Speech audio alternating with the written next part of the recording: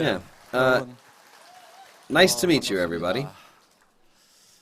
Royal Leaders Club members now make about $200,000 a year, enjoying quite a comfortable living.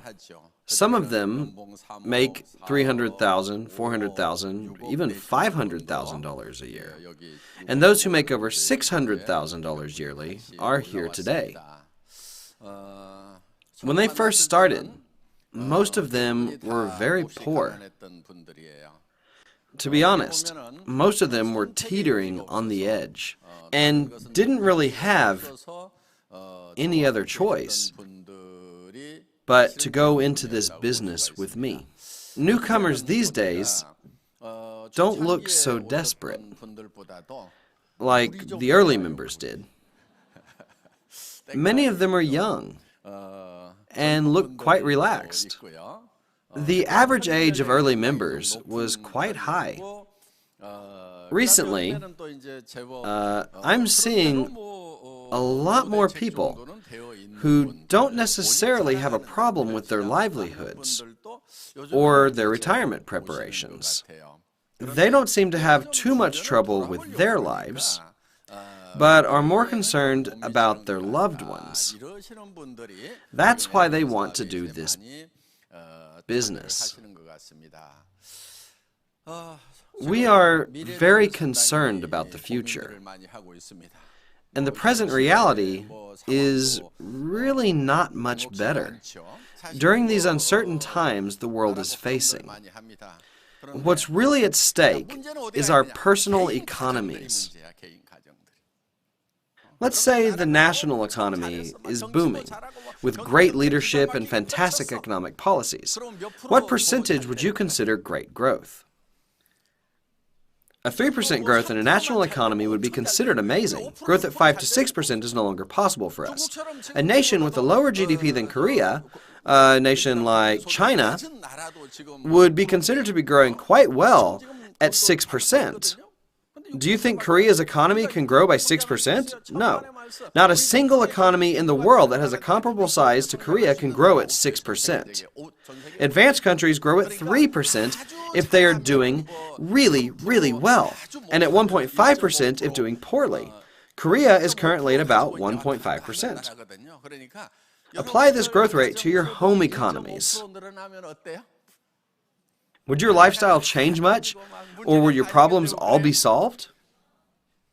Think of making $30 more when your monthly income is $2,000. The government can only do so much. Your monthly paycheck might increase from $2,000 to $2,030. There would be little impact on your personal economy. Likewise, in a poor economy,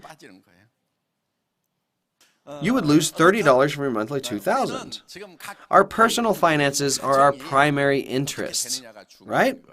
You can't really expect the government to do much for you. These days, the government is implementing many welfare programs. I used to be skeptical of general welfare programs, at least those administered by the government.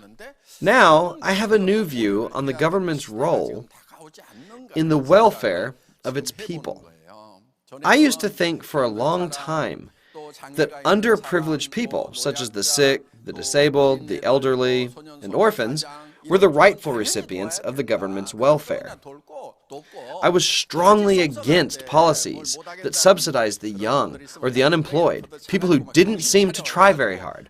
I believed the young and healthy should just get out there and work whatever jobs were available to them. I even thought that they were spoiled for not wanting to do manual labor. I realized times have changed so much, and we can't simply turn a deaf ear to young people who are struggling to find work. Now, it's getting a lot harder to find jobs, even for skilled workers, because we're entering a new era of artificial intelligence. How to respond to such a changing world and how to prepare ourselves is of prime importance, I believe. The world's wealth seems to be divided 20 to 80, according to Pareto's law, meaning that 20% of the population controls 80% of the wealth. This rule can be applied to explain many other phenomena. Many things appear to be divided 20 to 80. The fact of the matter is that 20 to 80 hasn't really been all that bad. We're witnessing the world becoming 1 to 99. There's no wonder a movement called Occupy Wall Street took place not too long ago with the slogan of "We're the 99%. The goal of the movement was to take down the 1%. My question is that if we do take down the 1%, will the wealth controlled by them be distributed to the 99%? Will it be distributed fairly among us? Can we expect a nice, equal distribution? I doubt it. I'm not at all advocating monopolies or the wealthy becoming wealthier. On the contrary, I'm very concerned. Even if we want to prevent the concentration of wealth, we must have a realistic perspective on concepts such as income disparity and the wealth gap. Think about what those rich folks possess today. Simply speaking, will the wealth come down to the poor if we completely disassemble all the big corporations? Many are still viewing this situation as a feudal system. In the feudal system, there was a minority of landowners, and the majority were poor. If the land owned by those landlords was taken away and given to the poor, would wealth redistribution be possible or not? That's possible with land in a feudal system. On the other hand, would wealth redistribution be possible with current forms of wealth, such as factories or computer systems? Can they be dismantled and still retain their intrinsic values, thus making redistribution possible? That's not likely. We have no choice but to leave them alone. They have their own roles. It's best if we can do it ourselves. Let's take care of ourselves. In addition, the government can do only so much for us with their aid of 1.5%, for better or for worse. Don't put all your hopes on them. Those big global companies make their ways in the world and create jobs in various different industries. Let them do their jobs and contribute to the economy in their own ways. Personally, I'll be happiest if we, the average people, can take care of ourselves. Yeah. However, we average people can't improve by just getting 1, 2, or 3% more. Why not? Because we're currently making $1,000, $2,000, or $3,000, and 3% or even 10% of that makes no difference. What kind of growth rate would be sufficient? We have to earn 100, 200, 500, even 1,000% more. These are the rates we need. Can the government do that for you? They can't. Then what should we do? We have to learn to take care of ourselves. How and with what are we going to take care of ourselves? Anyone? What an easy question. I want you to think of the role Atomy is currently playing. If we want to start any business, we must have capital. Isn't that right? You've got to have capital. What kind of capital is readily available to you? Those other outrageous MLMs want you to shell out several $1,000s as your initial investment. In that case, if you don't make more than that several $1,000s, you take a loss, don't you? That's why there are so many victims of such scams. You should never take losses in business. You can do the Atomy business without incurring any losses. I'll tell you how. See these daily necessities here? You use toothbrushes, put on lotion, take Hemohim, shampoo your hair, and eat noodles every day. If these Atomy goods are more expensive and of lesser quality than those sold at discount stores, department stores, home shopping networks, and internet shopping malls, you shouldn't use them. Don't use them. However, if these items are of better quality, yet of lower price than what you've been using, wouldn't it be better for you to use these goods, whether you do the Atomy business or not? Most certainly. Do you see what I'm talking about? That means you possess more than enough intelligence to do the Atomy business. If you ever think, am I smart enough to do this? Or will my weak academic background keep me from succeeding? Just put it out of your mind. What I just told you is the most crucial aspect of the Atomy business. In other words, are Atomy goods of better value than what you usually use? If you're able to go to our website, check the prices of our goods, and decide for yourself whether or not they're priced lower than the other brands, if you can do this, you are intelligent enough to succeed in the Atomy business. So please stop making excuses. Many people make excuses, saying they're not smart enough, or they have poor education, or some other reason for failure.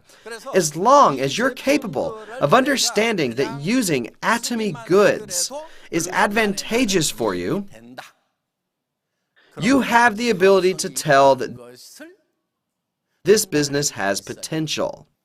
Look, everyone uses daily necessities. We have to. We use them even when we're poor, right? Even the poor brush their teeth, don't they? Of course. They shampoo their hair, right? Of course they do. Things like that are required in life. Interestingly, more cosmetics are sold in slow economies. Why is that? During our IMF crisis, every sector of the economy did poorly, except for cosmetics. Before the crisis, wives could afford to take it easy at home. Once their husbands lost their jobs, many women decided to find work. They had to put on makeup to go out and look for jobs. People bought more cosmetics, so cosmetics companies made more sales. Cosmetics sell even in a slow economy. The slower the economy is, the more cosmetics are sold. I'm saying that our products are bound to be sold, regardless of the economy. We use these goods regardless of economic conditions. How likely is it for your friends or your acquaintances to disagree with you when you're convinced that these goods are of great value? They will agree with you. If they're fully informed, they'll reach the same conclusion. That's how you spread the word, and consumer groups get formed. It boils down to receiving compensation while you're spreading the word. Have you made any investment so far? Not at all. Your living expense is your capital. You have to buy these necessities anyway, and you got a good deal on them. Did you take losses or gain benefits? You gained benefits. The next step is to grow your organization. Will it grow on its own, or will you have to put in effort? To put in effort by talking to others about it. When you're finally ready to inform people, you must be completely convinced that this business is going to be successful. From a theoretical perspective, does this business sound doable? It's definitely doable because it's theoretically feasible. Look at us. We have grown consistently over all this time. Our business has not produced a single victim. What truly matters is how determined you are about starting this business. You should be convinced about this business because we're grounded by a very sound principle. Nowadays, I see many people who really should be working with us. Folks who were born in the late 50s are beginning to retire now. They are the prime-time baby boomers. Those who were born in 1955 and 1956 have retired, and now the 57 and 58 ones are beginning to retire. Still, they have many years left to live. It looks like we live, on average, 40 years after retirement. The current life expectancy is 90. But my generation is expected to live until 100 years of age. We have to live 40 more years. Do we have pension income to live on? So-called successful people have pension. Is it sufficient? They can possibly make ends meet. However, pension is in no way sufficient for a luxurious lifestyle. It might be barely enough. Rumor says the national pension system is not running well. And there's a risk we might lose it altogether. You have to know this. Therefore, successful people are now facing a hard path of planning a new life. How are they going to plan their new lives? Let's assume those successful people have worked for the government, big corporations, schools, and other decent employers. How are they going to support themselves after retirement? With their pensions? Pension alone won't be enough. They need to come up with a plan B. And most of them decide to run their own businesses. They open cafes, diners, and most notoriously, chicken restaurants, which have infested the entire nation. Those businesses have gone through fierce competition and have run their due cycles. The sad reality is that most retirees pour all of their severance pay into their businesses, only to become penniless. You should not have to spend money at all. You must not spend a dime of your severance pay or pension. Save all of it. At the same time, you must look for a job that doesn't cost anything. Does Atomy require investment? We don't. Atomy just wants you to use our daily necessities and tell others to do the same. That's all there is to it. That's why this business is so appealing to retirees. Of course, some might not be good at this and might quit. Still, what would they have to lose? Their severance pay and pensions still remain untouched. Don't idle around or waste your time hiking or watching TV all day. Come to our seminars day in and day out. Go to your center regularly and don't miss out on any events. If you keep getting exposure like that, you will get the hang of it. This might be a little new to you, but you will figure it out. This is how you should do it. Just say, let's just go. It wasn't as bad as I thought it would be. Just keep repeating those two lines, and you might be pleasantly surprised. You might run into someone who was born for this. Okay, some of you might not meet anyone born for this. It doesn't matter. Just keep bringing those people who are not born for this over and over again. Someday, they will bring someone else. Then one day, among all of them, a star might be born. You might be someone who is just too shy to even open your mouth. Or a natural thinker with solid ideas, but no ability to really talk to others. Surprisingly, there are some people who are natural-born speakers. If you happen to be a poor speaker, bring smooth talkers to a seminar. How can you do that? Simply ask them to come along with you, to listen to the seminar in this beautiful weather, and to check out the sights around here. If you keep bringing just one or two people every week, that one or two becomes 10 and 20. And some people eventually bring in 50 to 100 guests. What happens next with that number of people is that they purchase enough for you to become an auto sales master. You receive $2,000 a month. A retiree receives a pension of roughly $2,000 a month after working 30 years. Let's assume that you've worked 1, 2, or 3 years. If you make $2,000 a month as an auto salesmaster after working 1, 2, or 3 years, would you consider that quick or slow? Just tell your people that you're taking it easy and slowly. Tell them work is play and play is work. And just casually bring them along. Along the way, you will meet some that definitely need to do this business, and some who want to do this, even after some initial misunderstandings. Many start this as a part-time job. To those who work but think they don't have an adequate retirement plan, show our seminars after work, or whenever possible. Our lecture video clips are available on smartphones 24/7. Tell your people to spread the clips to their peers. Just live your life using toothbrushes and shampoo, putting on makeup, or eating meals and snacks. As you go on, your organization will grow, and you will be successful in the Atomy business. Simply living your life becomes marketing for this business. Please raise your hand if you just can't understand me. All of you understood, right? If you stay the course, we'll be going the right direction in these changing times. Why not hand down your Atomy member code to your children? A scary world with no future is waiting for our children. Parents tell their children to study hard for their futures, don't they?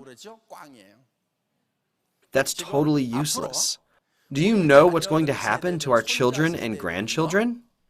68% of their jobs will be professions that don't exist now. Only 32% of their jobs will be from the current era, the jobs that we had. However, 68% of their professions will be unheard of to us. Therefore, you shouldn't force your children to do well in school, thinking good grades will ensure them the nice jobs that we used to have. Not going to happen. One of our royal masters, whose son is about to go to college, thought about this. He reckoned that during the 3 or 4 years his son is in college, Atomy will grow significantly. If his son chooses Atomy, while his friends struggle to find a job 4 years later, he will be able to earn a much bigger income than they can.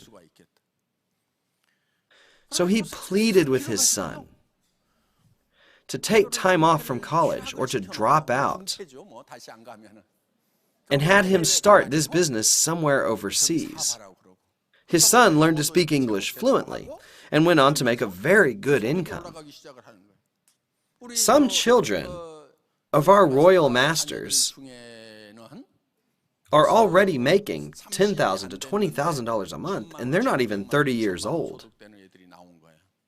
What about their friends of the same age? They're now studying to death in cram schools, hoping to make $2,000 a month, while our kids are already making $20,000 a month. They're fighting tooth and nail for $3,000 to $7,000 positions. A few days ago, I went to the bank to send some money and took care of my business inside at the counter. While I was trying to leave, the clerk said very carefully, "President Park, could I ask you a question? A quick answer would be enough." He said, "How can I make money?" What do you think I said to him? I answered it very briefly, as he wished. "Quit your darn bank job." Which took him by surprise. His current job is doomed. It's a dead end. Those bank jobs make $3,000 to $7,000 monthly. And branch heads make about $10,000 monthly. However, these salaries will leave nothing after paying for basic expenses, educating their children, and buying a house. Nothing. To sum up, you studied to death until 30 years of age, dedicated the most energetic part of your life to working in the bank, and wound up with almost nothing at 60. You basically wasted all that time. Most of my peers have retired now from jobs like bank branch heads. Can they find new jobs or not? No way. They can't even find work making $1,000 or $2,000. So why is it that we fail at preparing for old age? Because your plans are doomed from the start. All those conventional professions will disappear as they will be replaced by AI. Almost 70% of current jobs will disappear. All driving jobs will be gone, and bank clerks won't be needed either. That's why I told him to get out quickly. He'll be lucky to keep that job until he's 60. But even that'll be nearly impossible because of automation. I view being forced out as a personal defeat. I think you should make the call yourself. Then you can survive. An egg gets fried if it's cracked by an exterior force, but becomes a chicken when hatched from the inside. Yeah. That's why I told the banker to get out of there. Otherwise, he will get cracked and eventually fried. He'll be gone. I'm telling you that even if your children have stable jobs now, it's better to have them leave their jobs before they are forced out. This is not just my idea. Many sociologists are telling us this. Go to a bookstore where they display all the bestsellers, and the majority of the bestsellers are talking about this. You must take action quickly in response to these phenomena. If you put a frog in water and you boil it slowly, it doesn't realize the imminent danger and it gets cooked. You must jump out of the boiling water. A new, frightening world is waiting for us out there, with 70% of the current jobs disappearing and brand new professions being created. We must come up with Plan Bs. But what kind of Plan Bs are there? If you wanted to earn $2,000, $3,000, $5,000, or $7,000 a month, there are no Plan Bs. Why not? Because everybody in the world is looking for those plans and fighting like crazy in a bloody red ocean. You should go to the blue ocean, which many people aren't even aware of, making $30,000 to $50,000 a month. People don't think much about doing this business, so there are plenty of chances out there. The chance to become a royal master is waiting for you.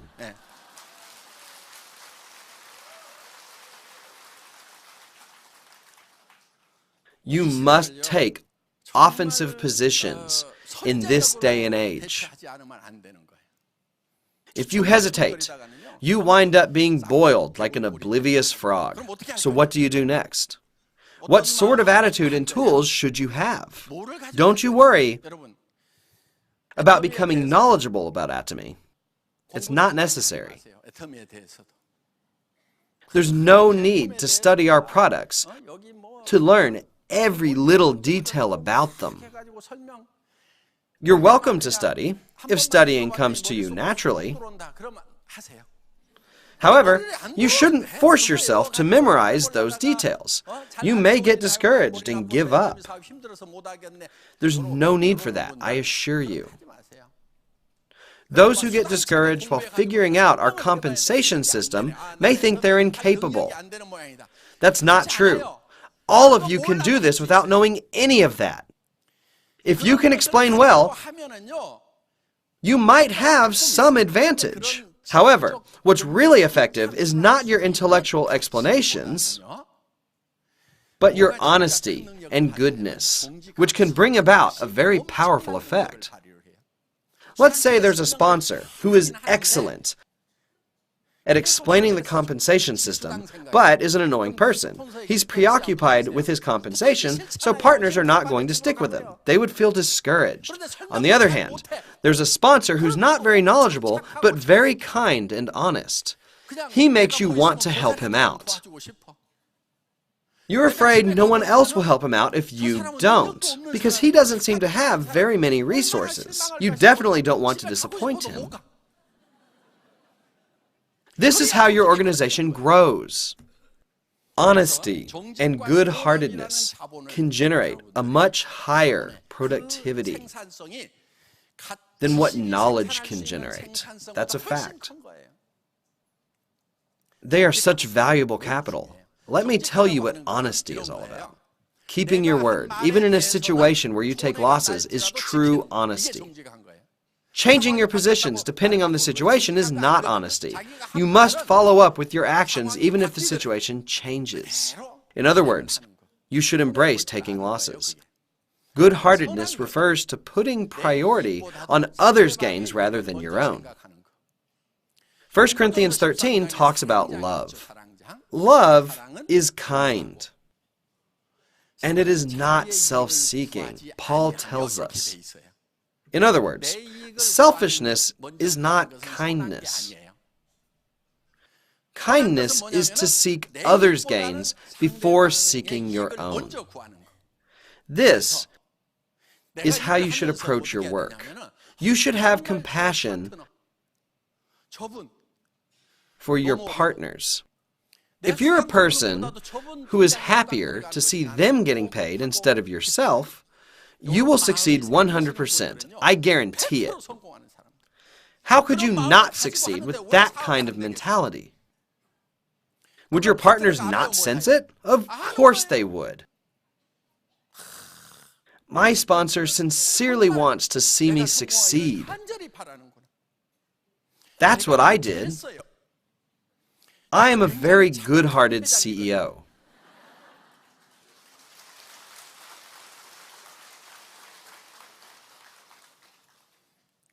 I'm not embarrassed to tell you this. Why not? I have evidence. The early members of the Royal Club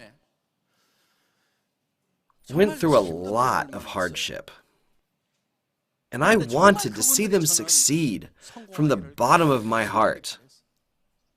I wasn't much better off. I was a credit delinquent and had little money for the company. Although I was in a dire situation, I genuinely wished for their success. I sought my partner's gains. Normally, compensation is supposed to be paid out a week after the books are closed. Back then, I was in charge of the computer system, so I did the daily calculation of compensations, then made phone calls to the members who made sales on that day. I would ask them if they anticipated any returns. We had a lot of returns back in those days. When they said they were sure of no returns, I was thrilled for them. I told them that they had earned $70 that day, and that I was wiring it to them so that they could use it for transportation and for lunch the next day.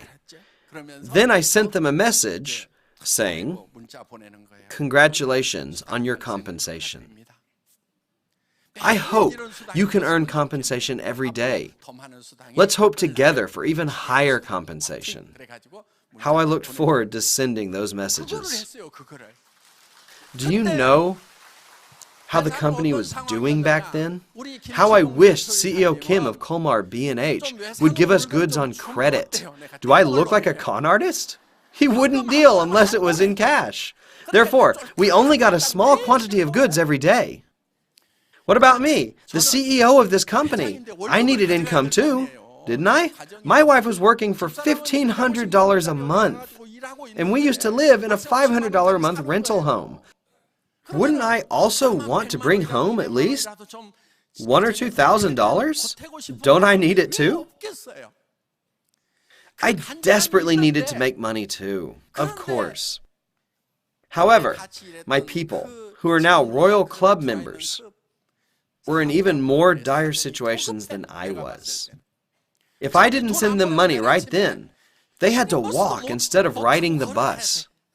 They would have to get up at the crack of dawn, couldn't afford lunch, and drank only water.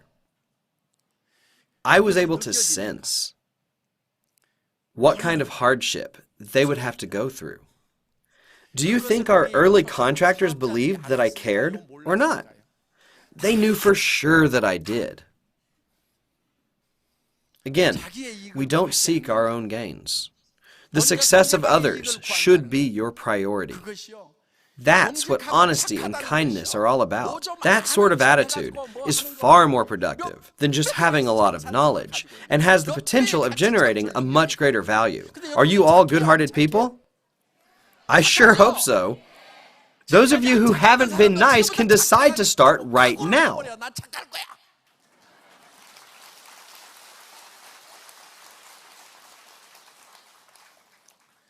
Please repeat after me. I am a good-hearted person. From now on, keep telling yourself that. All you have to do is be nice. Again, being nice is to seek others' gains before you seek your own. As long as someone is willing to work with you, their success should be your priority. If you're determined to make that person successful, our computer system runs on a process that can help that person too. You will never have to take losses. Even if you don't seek your own benefit, our system will do it for you. Again, experts say 68% of our current jobs will disappear.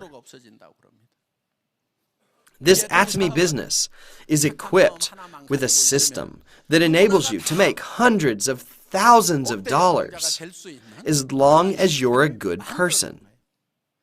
While you're sitting here listening to my lecture, if you can think of somebody around you who you'd rather see succeed more than yourself, you're sure to succeed more quickly than others. When you have compassion for those in the 99% in this fast-changing world and have a desire to help them out, you will become a good-hearted person. Finally, let's chant one more time. I'm a good-hearted person. Wishing all of you a good heart and great success, I end this lecture. Thank you for listening.